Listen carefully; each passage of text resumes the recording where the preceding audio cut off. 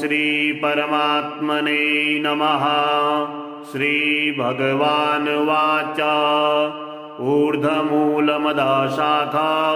मस्वत्थं प्राहुरव्ययम् छन्दांसि यस्य पर्णानि यस्तं वेद स वेदवित् अधश्च चोर्ध्वं प्रसितास्तस्य शाखा गुणप्रविद्धा विषयप्रवाला अधश्च मूलान्नुनसन्ततानि कर्मानुबन्धीनि मनुष्यलोके न रूपमस्येह तथोपलभ्यते नान्तो न चार्दिर्न च सम्प्रतिष्ठा अश्वत्थमेनं सुविरूढमूलम् असङ्गशस्त्रेण दृढेन छित्त्वा ततः पदं तत्परिमार्गितव्यम् यस्मिन् गता न निवर्तन्ति भूयः तमेव चाद्यं पुरुषं प्रपद्ये यत्तः प्रवृत्तिः प्रसिता पुराणी निर्माणमोहाजितसङ्गदोषा अध्यात्मनित्या निवृत्तिकामा द्वन्द्वैर्विमुक्ता सुखदुःखसङ्गैर्गच्छन्त्यमूढा पदमव्ययं तत् न तद्भासयति सूर्यो न शशाङ्को न पावकः यद्गत्वा न निवर्तन्ते तद्धाम परमं मम ममैवांशो जीवलोके जीवभूता सनातनः मनः षष्ठानीन्द्रियाणि प्रकृतिस्थानि कर्षति शरीरं यदवाप्नोति यश्चाप्युत्क्रामतीश्वरः गृहीत्वैतानि संयाति वायुर्गन्धान्निवासयात् श्रोत्रं चक्षुः स्पर्शनं च रसनं घ्राणमेव च अधिष्ठाय मनश्चायं विषयानुपसेवते उक्रामन्तं स्थितं वापि भुञ्जानं वा गुणान्वितं विमूढानानुपश्यन्ति पश्यन्ति ज्ञानचक्षुषः यतन्तो योगिनश्चैनं पश्यन्त्वात्मन्यवस्थितं यतन्तोऽप्यकृतात्मानो नैनं पश्यन्त चेतसः यदादित्यगतं तेजो जगद्भासयतेऽखिलं यश्चन्द्रमसि यश्चाग्नौ तत्तेजो विद्धि मामकम् गामाविश्य च भूतानि धारयाम्यहमोजसा पुष्णामि चौषधी सर्वा सोमो भूत्वा रसात्मकः अहं वैश्वानरो भूत्वा प्राणिनां देहिमाश्रितः प्राणापानसमायुक्तः पचाम्यन्नं चतुर्भुजं सर्वस्य चाहं हृदि सन्निविष्टो मत्तः स्मृतिर्ज्ञानमपोहनश्च वेदैश्च सर्वैरहमेव वेद्यो वेदान्तकृद्वेदविदेव चाहं द्वाविमो पुरुषो लोके क्षरश्चाक्षरैव च क्षरः सर्वाणि भूतानि कूटस्थोऽक्षर उच्यते उत्तमः पुरुषस्त्वन्यः परमात्मेत्युदाहृतः यो लोकत्रयमाविश्य बिभर्त्यव्यईश्वरः यस्माक्षरमतीतोह मक्षरादपि चोत्तमः अतोऽस्मि लोके वेदे च प्रथितः पुरुषोत्तमः यो मामेव सम्मूढो जानाति पुरुषोत्तमं स सर्वविद् भजति मां सर्वभावेन भारत इति गुह्यतमं शास्त्रमिदमुक्तं मया नघ एतद्बुद्धा बुद्धिमान् स्यात् कृतस्य भारत। श्रीभगवानुवाच ऊर्ध्वमूलमधःशाखा मस्वत्थं प्राहुरव्ययम् छन्दांसि यस्य पर्णानि यस्तं वेद स वेदवित् अधश्च चोर्ध्वं प्रसितास्तस्य शाखा गुणप्रविद्धा विषयप्रवाला अधश्च मूलान्नुनसन्ततानि कर्मानुबन्धीनि मनुष्यलोके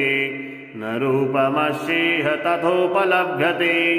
नान्तो न चार्दिर्न च सम्प्रतिष्ठा अश्वत्थमेनं सुविरूढमूलम् असङ्गशस्त्रेण दृढेन छित्त्वा ततः पदं तत्परिमार्गितव्यम् यस्मिन् गता न निवर्तन्ति भूयः तमेव चाद्यं पुरुषं प्रपद्ये यत्तः प्रवृत्तिः प्रसिता पुराणी निर्माणमोहाजितसङ्गदोषा अध्यात्मनित्या निवृत्तिकामा द्वन्द्वैर्विमुक्ता सुखदुःखसङ्गैर्गच्छन्त्यमूढा पदमव्ययं तत् न तद्भासयति सूर्यो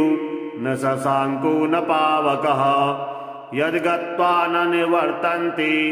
तद्धाम परमं मम ममैवांशो जीवलोके जीवभूता सनातनः मनः षष्ठानीन्द्रियाणि प्रकृतिस्थानि कर्षति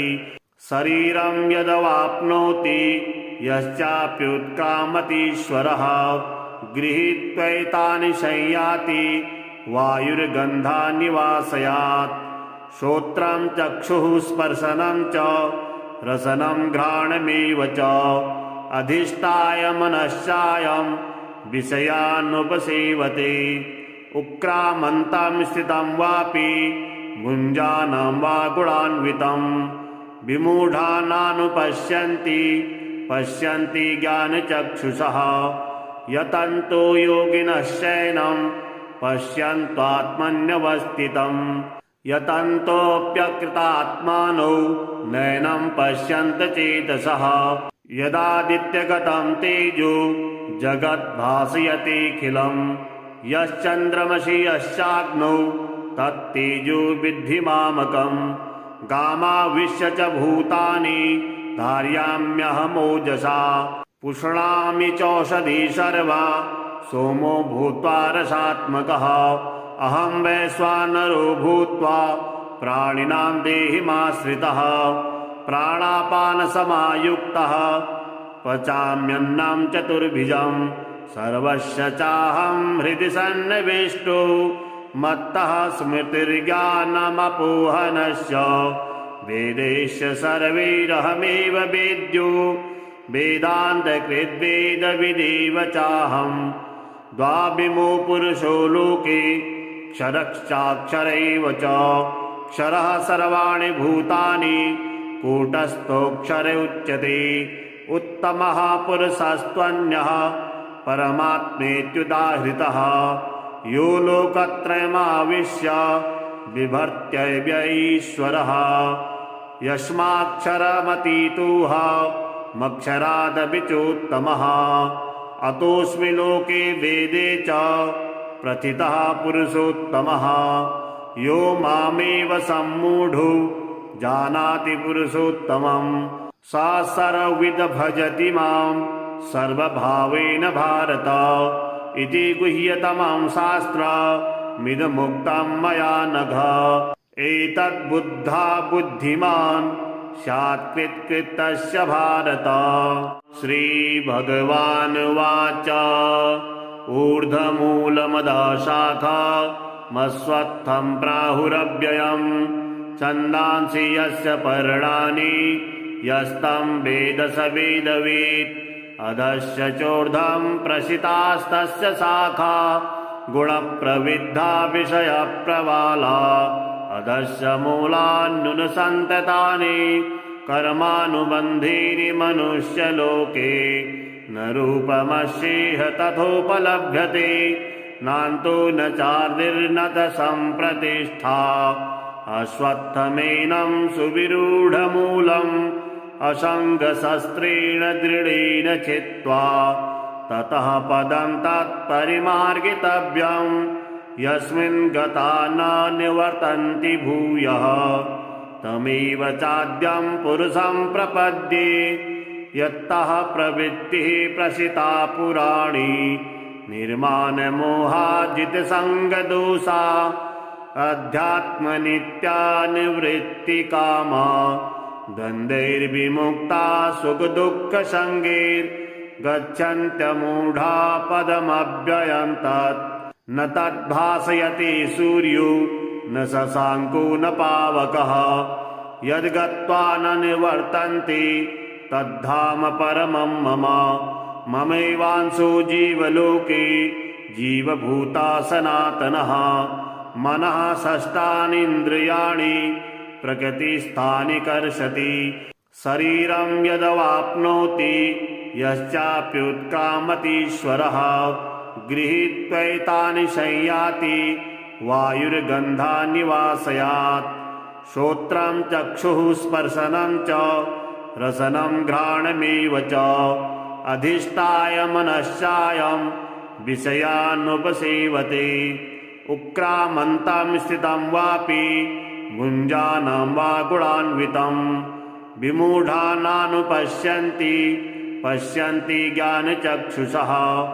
यतन्तो योगिनश्चैनं पश्यन्त्वात्मन्यवस्थितं यतन्तोऽप्यकृतात्मानो नैनं पश्यन्त चेतसः यदादित्यगतं तेजो जगद्भासयतेऽखिलं यश्चन्द्रमसि यश्चाग्नौ तत्तेजो विद्धि मामकम् गामाविश्य च भूतानि धारयाम्यहमोजसा पुष्णामि चौषधी सर्वा सोमो भूत्वा रसात्मकः अहं वैश्वानरो भूत्वा प्राणिनां देहिमाश्रितः प्राणापानसमायुक्तः पचाम्यन्नं चतुर्भुजं सर्वस्य चाहं हृदि सन्निविष्टो मत्तः स्मृतिर्ज्ञानमपोहनश्च वेदैश्च सर्वैरहमेव वेद्यो वेदान्तकृद्वेदविदेव चाहं द्वाविमो पुरुषो लोके क्षरश्चाक्षरैव च क्षरः सर्वाणि भूतानि कूटस्थोऽक्षर उच्यते उत्तमः पुरुषस्त्वन्यः परमात्मेत्युदाहृतः यो लोकत्रयमाविश्य बिभर्त्यव्यईश्वरः यस्माक्षरमतीतोह मक्षरादपि चोत्तमः अतोऽस्मि लोके वेदे च प्रथितः पुरुषोत्तमः यो मामेव सम्मूढो जानाति पुरुषोत्तमं स सर्वविद् भजति मां सर्वभावेन भारत इति गुह्यतमं शास्त्रमिदमुक्तं मया नघ एतद्बुद्धा बुद्धिमान् स्यात् कृतस्य भारत श्रीभगवानुवाच ऊर्ध्वमूलमदशाखा मस्वत्थं प्राहुरव्ययम् छन्दांसि यस्य पर्णानि यस्तं वेद स वेदवेत् अधश्च चोर्ध्वं प्रसितास्तस्य शाखा गुणप्रविद्धा विषयप्रवाला अधश्च मूलान्युनसन्ततानि कर्मानुबन्धीनि मनुष्यलोके न रूपमस्येह तथोपलभ्यते नान्तो न चार्दिर्न च सम्प्रतिष्ठा अश्वत्थमेनं सुविरूढमूलम् असङ्गशस्त्रेण दृढेन छित्त्वा ततः पदं तत्परिमार्गितव्यम् यस्मिन् गता न निवर्तन्ति भूयः तमेव चाद्यं पुरुषं प्रपद्ये यत्तः प्रवृत्तिः प्रसिता पुराणी निर्माणमोहाजितसङ्गदोषा अध्यात्मनित्या निवृत्तिकामा द्वन्द्वैर्विमुक्ता सुखदुःखसङ्गैर्गच्छन्त्यमूढा पदमव्ययं तत् न तद्भासयति सूर्यो न शशाङ्को न पावकः यद्गत्वा न निवर्तन्ते तद्धाम परमं मम ममैवांशो जीवलोके जीवभूता सनातनः मनः षष्ठानीन्द्रियाणि प्रकृतिस्थानि कर्षति शरीरं यदवाप्नोति यश्चाप्युत्क्रामतीश्वरः गृहीत्वैतानि संयाति वायुर्गन्धान्निवासयात् श्रोत्रं चक्षुः स्पर्शनं च रसनं घ्राणमेव च अधिष्ठाय मनश्चायं विषयानुपसेवते उक्रामन्तं स्थितं वापि भुञ्जानं वा गुणान्वितं विमूढा नानुपश्यन्ति पश्यन्ति ज्ञानचक्षुषः यतन्तो योगिनश्चैनं पश्यन्त्वात्मन्यवस्थितं यतन्तोऽप्यकृतात्मानो नैनं पश्यन्त चेतसः यदादित्यगतं तेजो जगद्भासयतेऽखिलं यश्चन्द्रमसि यश्चाग्नौ तत्तेजो विद्धि मामकम् गामाविश्य च भूतानि धारयाम्यहमोजसा पुष्णामि चौषधी सर्वा सोमो भूत्वा रसात्मकः अहं वैश्वानरो भूत्वा प्राणिनां देहिमाश्रितः प्राणापानसमायुक्तः पचाम्यन्नं चतुर्भुजं सर्वस्य चाहं हृदि सन्निविष्टो मत्तः स्मृतिर्ज्ञानमपोहनस्य वेदैश्च सर्वैरहमेव वेद्यो वेदान्तकृद्वेदविदेव चाहं द्वाविमो पुरुषो लोके क्षरश्चाक्षरैव च क्षरः सर्वाणि भूतानि कूटस्थोऽक्षर उच्यते उत्तमः पुरुषस्त्वन्यः परमात्मेत्युदाहृतः यो लोकत्रयमाविश्य बिभर्त्यव्यईश्वरः यस्माक्षरमतीतोह मक्षरादपि चोत्तमः अतोऽस्मि लोके वेदे च प्रथितः पुरुषोत्तमः यो मामेव सम्मूढो जानाति पुरुषोत्तमं स सर्वविद् भजति मां सर्वभावेन भारत इति गुह्यतमं शास्त्रमिदमुक्तं मया नघ एतद्बुद्धा बुद्धिमान् स्यात्कृतस्य भारत श्रीभगवानुवाच ऊर्ध्वमूलमधःशाखा मस्वत्थं प्राहुरव्ययम् छन्दांसि यस्य पर्णानि यस्तं वेद स वेदवित् अधश्च चोर्ध्वं प्रसितास्तस्य शाखा गुणप्रविद्धा विषयप्रवाला अधश्च मूलान्युनसन्ततानि कर्मानुबन्धीनि मनुष्यलोके न रूपमस्येह तथोपलभ्यते नान्तो न चार्दिर्न च सम्प्रतिष्ठा अश्वत्थमेनं सुविरूढमूलम् असङ्गशस्त्रेण दृढेन छित्त्वा ततः पदं तत्परिमार्गितव्यम् यस्मिन् गता न निवर्तन्ति भूयः तमेव चाद्यं पुरुषं प्रपद्ये यत्तः प्रवृत्तिः प्रसिता पुराणी निर्माणमोहाजितसङ्गदोषा अध्यात्मनित्या निवृत्तिकामा द्वन्द्वैर्विमुक्ता सुखदुःखसङ्गैर्गच्छन्त्यमूढा पदमव्ययं तत् न तद्भासयति सूर्यो न शशाङ्को न पावकः यद्गत्वा न निवर्तन्ते तद्धाम परमं मम ममैवांशो जीवलोके जीवभूता सनातनः मनः षष्ठानीन्द्रियाणि प्रकृतिस्थानि कर्षति शरीरं यदवाप्नोति यश्चाप्युत्क्रामतीश्वरः गृहीत्वैतानि संयाति वायुर्गन्धान्निवासयात् श्रोत्रं चक्षुः स्पर्शनं च रसनं घ्राणमेव च अधिष्ठाय मनश्चायं विषयानुपसेवते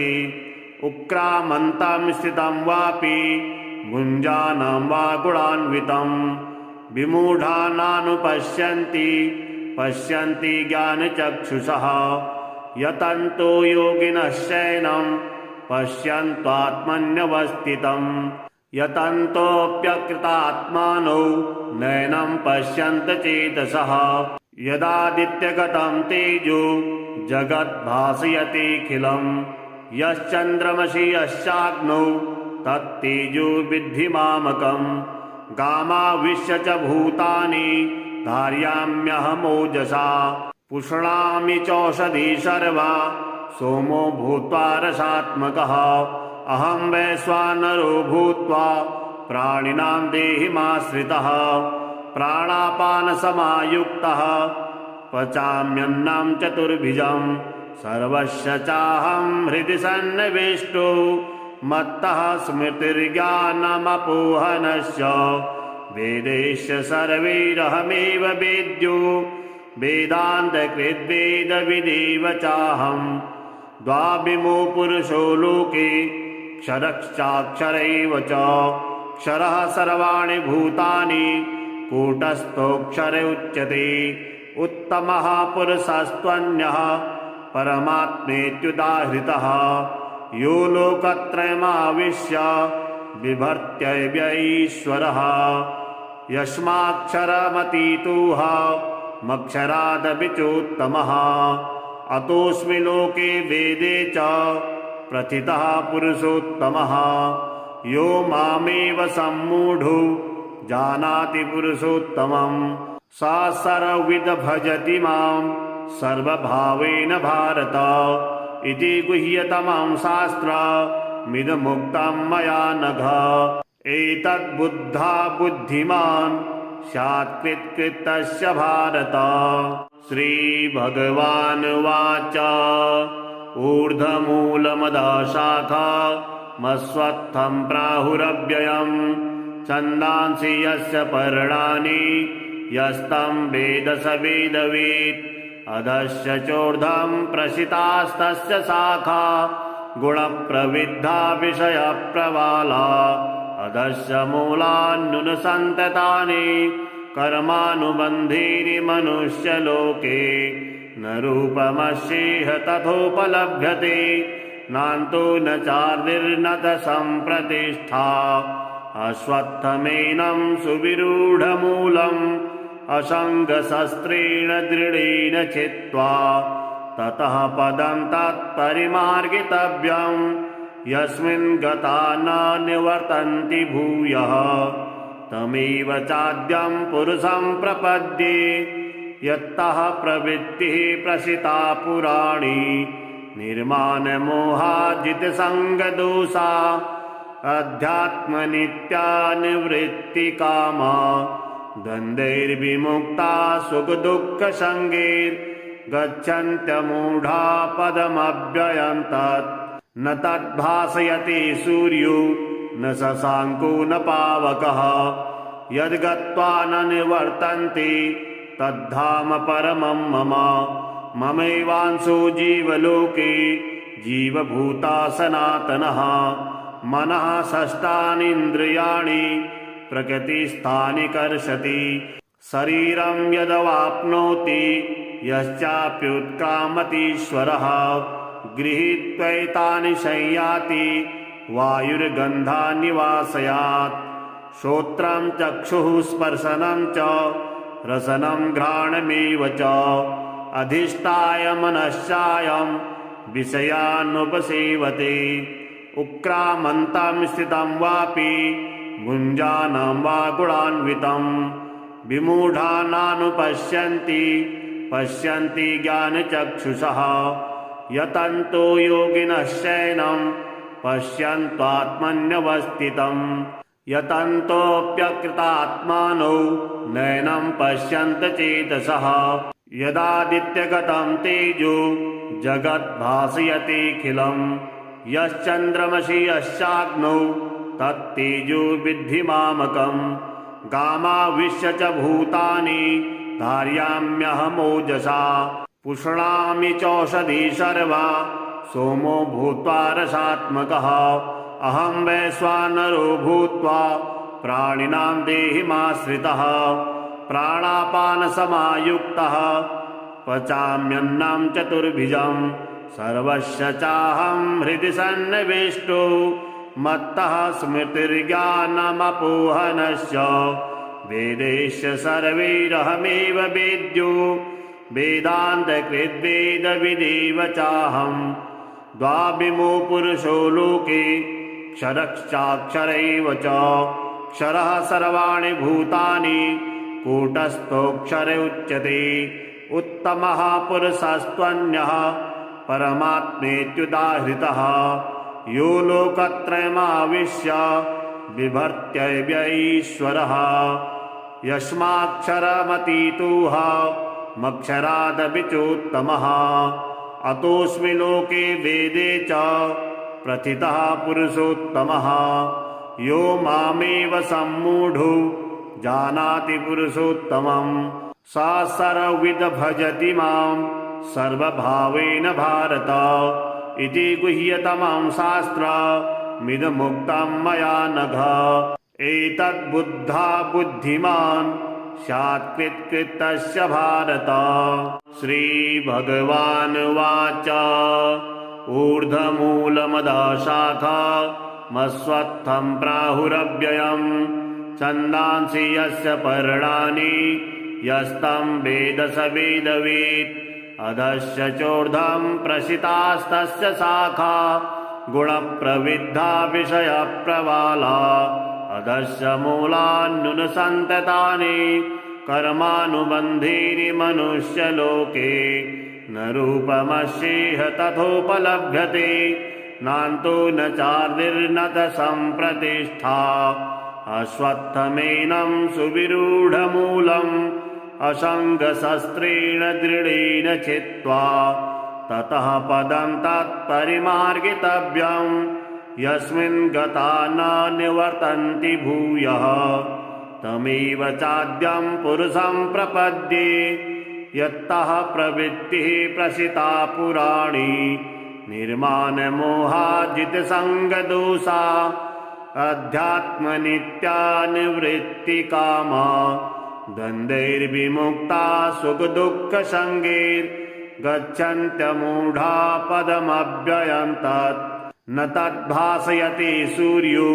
न शशाङ्को न पावकः यद्गत्वा न निवर्तन्ते तद्धाम परमं मम ममैवांशो जीवलोके जीवभूता सनातनः मनः षष्ठानीन्द्रियाणि प्रकृतिस्थानि कर्षति शरीरं यदवाप्नोति यश्चाप्युत्क्रामतीश्वरः गृहीत्वैतानि संयाति वायुर्गन्धान्निवासयात् श्रोत्रं चक्षुः स्पर्शनं च रसनं घ्राणमेव च अधिष्ठाय मनश्चायं विषयानुपसेवते उक्रामन्तं स्थितं वापि भुञ्जानं वा गुणान्वितं विमूढा नानुपश्यन्ति पश्यन्ति ज्ञानचक्षुषः यतन्तो योगिनश्चैनं पश्यन्त्वात्मन्यवस्थितं यतन्तोऽप्यकृतात्मानो नैनं पश्यन्त चेतसः यदादित्यगतं तेजो जगद्भासयतेऽखिलं यश्चन्द्रमसि यश्चाग्नौ तत्तेजो विद्धि मामकम् गामाविश्य च भूतानि धारयाम्यहमोजसा पुष्णामि चौषधी सर्वा सोमो भूत्वा रसात्मकः अहं वैश्वानरो भूत्वा प्राणिनां देहिमाश्रितः प्राणापानसमायुक्तः पचाम्यन्नं चतुर्भुजं सर्वस्य चाहं हृदि सन्निविष्टो मत्तः स्मृतिर्ज्ञानमपोहनस्य वेदैश्च सर्वैरहमेव वेद्यो वेदान्तकृद्वेदविदेव चाहं द्वाविमो पुरुषो लोके क्षरश्चाक्षरैव च क्षरः सर्वाणि भूतानि कूटस्थोऽक्षर उच्यते उत्तमः पुरुषस्त्वन्यः परमात्मेत्युदाहृतः यो लोकत्रयमाविश्य बिभर्त्यव्यईश्वरः यस्माक्षरमतीतोह मक्षरादपि चोत्तमः अतोऽस्मि लोके वेदे च प्रथितः पुरुषोत्तमः यो मामेव सम्मूढो जानाति पुरुषोत्तमं स सर्वविद् भजति मां सर्वभावेन भारत इति गुह्यतमं शास्त्रमिदमुक्तं मया नघ एतद्बुद्धा बुद्धिमान् स्यात्कृत्कृतस्य भारत। श्रीभगवानुवाच ऊर्ध्वमूलमधःशाखमस्वत्थं प्राहुरव्ययम् छन्दांसि यस्य पर्णानि यस्तं वेद स वेदवित्। अधश्च चोर्ध्वं प्रसितास्तस्य शाखा गुणप्रविद्धा विषयप्रवाला। अधश्च मूलान्युनसन्ततानि कर्मानुबन्धीनि मनुष्यलोके न रूपमस्येह तथोपलभ्यते नान्तो न चार्दिर्न च सम्प्रतिष्ठा। अश्वत्थमेनं सुविरूढमूलम् असङ्गशस्त्रेण दृढेन छित्त्वा ततः पदं तत्परिमार्गितव्यम् यस्मिन् गता न निवर्तन्ति भूयः। तमेव चाद्यं पुरुषं प्रपद्ये यत्तः प्रवृत्तिः प्रसिता पुराणी। निर्माणमोहाजितसङ्गदोषा अध्यात्मनित्या निवृत्तिकामा। द्वन्द्वैर्विमुक्ता सुखदुःखसङ्गैर्गच्छन्त्यमूढा पदमव्ययं तत्। न तद्भासयति सूर्यो न शशाङ्को न पावकः यद्गत्वा न निवर्तन्ते तद्धाम परमं मम। ममैवांशो जीवलोके जीवभूता सनातनः। मनः षष्ठानीन्द्रियाणि प्रकृतिस्थानि कर्षति। शरीरं यदवाप्नोति यश्चाप्युत्क्रामतीश्वरः गृहीत्वैतानि संयाति वायुर्गन्धान्निवासयात्। श्रोत्रं चक्षुः स्पर्शनं च रसनं घ्राणमेव च अधिष्ठाय मनश्चायं विषयानुपसेवते। उक्रामन्तं स्थितं वापि भुञ्जानं वा गुणान्वितं विमूढा नानुपश्यन्ति पश्यन्ति ज्ञानचक्षुषः। यतन्तो योगिनश्चैनं पश्यन्त्वात्मन्यवस्थितं यतन्तोऽप्यकृतात्मानो नैनं पश्यन्त चेतसः। यदादित्यगतं तेजो जगद्भासयतेऽखिलम् यश्चन्द्रमसि यश्चाग्नौ तत्तेजो विद्धि मामकम्। गामाविश्य च भूतानि धारयाम्यहमोजसा पुष्णामि चौषधी सर्वा सोमो भूत्वा रसात्मकः। अहं वैश्वानरो भूत्वा प्राणिनां देहिमाश्रितः प्राणापानसमायुक्तः पचाम्यन्नं चतुर्भुजं। सर्वस्य चाहं हृदि सन्निविष्टो मत्तः स्मृतिर्ज्ञानमपोहनस्य। वेदैश्च सर्वैरहमेव वेद्यो वेदान्तकृद्वेदविदेव चाहं। द्वाविमो पुरुषो लोके क्षरश्चाक्षरैव च। क्षरः सर्वाणि भूतानि कूटस्थोऽक्षर उच्यते। उत्तमः पुरुषस्त्वन्यः परमात्मेत्युदाहृतः यो लोकत्रयमाविश्य बिभर्त्यव्यईश्वरः। यस्माक्षरमतीतोह मक्षरादपि चोत्तमः। अतोऽस्मि लोके वेदे च प्रथितः पुरुषोत्तमः। यो मामेव सम्मूढो जानाति पुरुषोत्तमं स सर्वविद भजति मां सर्वभावेन भारत। इति गुह्यतमं शास्त्रमिदमुक्तं मया नघ। एतद्बुद्धा बुद्धिमान् स्यात्कृतस्य भारत। श्रीभगवानुवाच ऊर्ध्वमूलमधःशाखमस्वत्थं प्राहुरव्ययम् छन्दांसि यस्य पर्णानि यस्तं वेद स वेदवित्। अधश्च चोर्ध्वं प्रसितास्तस्य शाखा गुणप्रविद्धा विषयप्रवाला। अधश्च मूलान्युनसन्ततानि कर्मानुबन्धीनि मनुष्यलोके न रूपमस्येह तथोपलभ्यते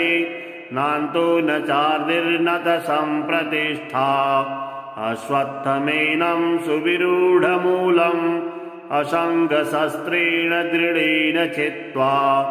ततः पदं तत्परिमार्गितव्यम् यस्मिन् गता न निवर्तन्ति भूयः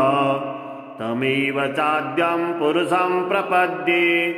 यत्तः प्रवृत्तिः प्रसिता पुराणी निर्माणमोहाजितसङ्गदोषा अध्यात्मनित्या निवृत्तिकामा द्वन्द्वैर्विमुक्ता सुखदुःखसङ्गैर्गच्छन्त्यमूढा पदमव्ययं तत् न तद्भासयति सूर्यो न शशाङ्को न पावकः यद्गत्वा न निवर्तन्ते तद्धाम परमं मम ममैवांशो जीवलोके जीवभूता सनातनः मनः षष्ठानीन्द्रियाणि प्रकृतिस्थानि कर्षति शरीरं यदवाप्नोति यश्चाप्युत्क्रामतीश्वरः गृहीत्वैतानि संयाति वायुर्गन्धान्निवासयात् श्रोत्रं चक्षुः स्पर्शनं च रसनं घ्राणमेव च अधिष्ठाय मनश्चायं विषयानुपसेवते उक्रामन्तं स्थितं वापि भुञ्जानं वा गुणान्वितं विमूढानानुपश्यन्ति पश्यन्ति ज्ञानचक्षुषः यतन्तो योगिनश्चैनं पश्यन्त्वात्मन्यवस्थितं यतन्तोऽप्यकृतात्मानो नैनं पश्यन्त चेतसः यदादित्यगतं तेजो जगद्भासयतेऽखिलं यश्चन्द्रमसि यश्चाग्नौ तत्तेजो विद्धि मामकम् गामाविश्य च भूतानि धारयाम्यहमोजसा पुष्णामि चौषधी सर्वा सोमो भूत्वा रसात्मकः अहं वैश्वानरो भूत्वा प्राणिनां देहिमाश्रितः प्राणापानसमायुक्तः पचाम्यन्नं चतुर्भुजं सर्वस्य चाहं हृदि सन्निविष्टो मत्तः स्मृतिर्ज्ञानमपोहनश्च वेदैश्च सर्वैरहमेव वेद्यो वेदान्तकृद्वेदविदेव चाहं द्वाविमो पुरुषो लोके क्षरश्चाक्षरैव च क्षरः सर्वाणि भूतानि कूटस्थोऽक्षर उच्यते उत्तमः पुरुषस्त्वन्यः परमात्मेत्युदाहृतः यो लोकत्रयमाविश्य बिभर्त्यव्यईश्वरः यस्माक्षरमतीतोह मक्षरादपि चोत्तमः अतोऽस्मि लोके वेदे च प्रथितः पुरुषोत्तमः यो मामेव सम्मूढो जानाति पुरुषोत्तमं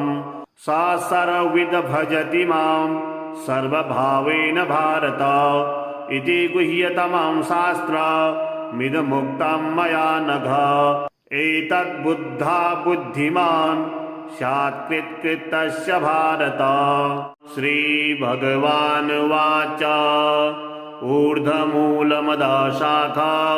मस्वत्थं प्राहुरव्ययम् छन्दांसि यस्य पर्णानि यस्तं वेद स वेदवेत् अधश्च चोर्ध्वं प्रसितास्तस्य शाखा गुणप्रविद्धा विषयप्रवाला अधश्च मूलान्युनसन्ततानि कर्मानुबन्धीनि मनुष्यलोके न रूपमस्येह तथोपलभ्यते नान्तो न चार्दिर्न च सम्प्रतिष्ठा अश्वत्थमेनं सुविरूढमूलम् असङ्गशस्त्रेण दृढेन छित्त्वा